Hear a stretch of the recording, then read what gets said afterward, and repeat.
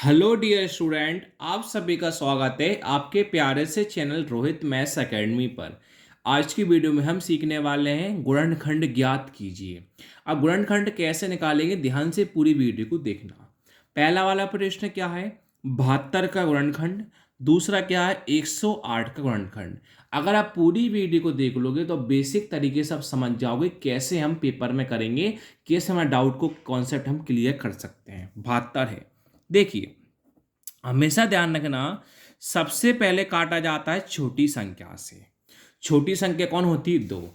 दो से हम जब काटते हैं जब पीछे 0, 2, 4, 6, 8 होता है, तो अभी पीछे कौन है, दो है, तो दो से आसानी से हम काट सकते हैं। आगे से काटते हैं, ना कि हम पीछे से काटते हैं। 6 करते हैं पीछे से, काटते हैं आगे से। अब देखो दो के पाड़े में 7 आता है कि नहीं, 7 से कम क्या आता है, 6। दो के पाड़े में 6 कितनी बार में आता है, 3 बार में। 7 था, 6 का यूज कर लिया, कितना बचा, 1 बचा। अब एक और दो, 3 मत बोलना, एक और दो मिलकर कितने होंगे, 12 होंगे। अब दो के पाड़े में 12 कितनी बार में आते हैं, 6 बार में। अभी पीछे क्या है, 6, तो हम 2 से आसानी से काट सकते हैं। दो के पाड़े में 3 तो आता नहीं है, दो एकम दो। 3 था, 2 का यूज कर लिया, कितना बचा, 1 बचा। 1 और 6 कितने होंगे, 16। दो के पाड़े में 16 कितनी बार में आते हैं, 8 बार में। 2 से काटेंगे दोबारा, 2 के बाद 18 कितनी बार में आते हैं, 9 बार में। अब 2 से 9 तो कट नहीं सकता, अब 3 से काटेंगे। 3 के बाद 9 कितनी बार में आता है, 3 बार में। और 3 का 3 कितनी बार में आता है, 1 बार में।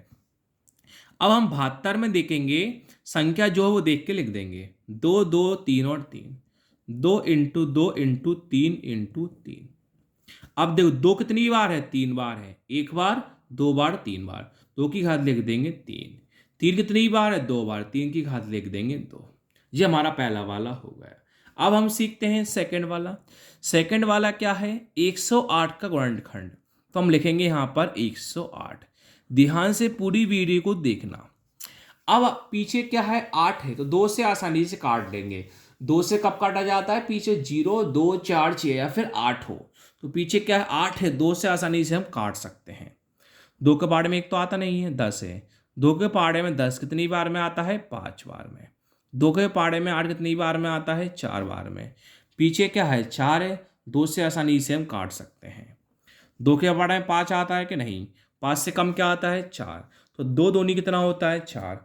5 था, 4 का यूज कर लिया, कितना बचा, 1 बचा। 1 और 4 मिलकर कितना होंगे, 14। 2 के पाड़े में 14 कितनी बार में आता है, 7 बार में। अब 2 से तो कटना ही नहीं है, क्योंकि पीछे 7 है। 2 से कब काटा जाता है, जब पीछे 2, 4, 6, 8 है, 0, तो अभी 7 है, 2 से नहीं कटेगा। अब 2 के बाद देखते हैं 3। 3 से कब काटा जाता है, दोनों संख्या को प्लस करते हैं। प्लस करने पर 3 के पारे में कट रहा है तो काट देंगे, वरना नहीं काटेंगे। 2 प्लस 7, 9। तो 3 के पारे में 9 आता है क्या, आता है, तो 3 से आसानी से हम काट सकते हैं।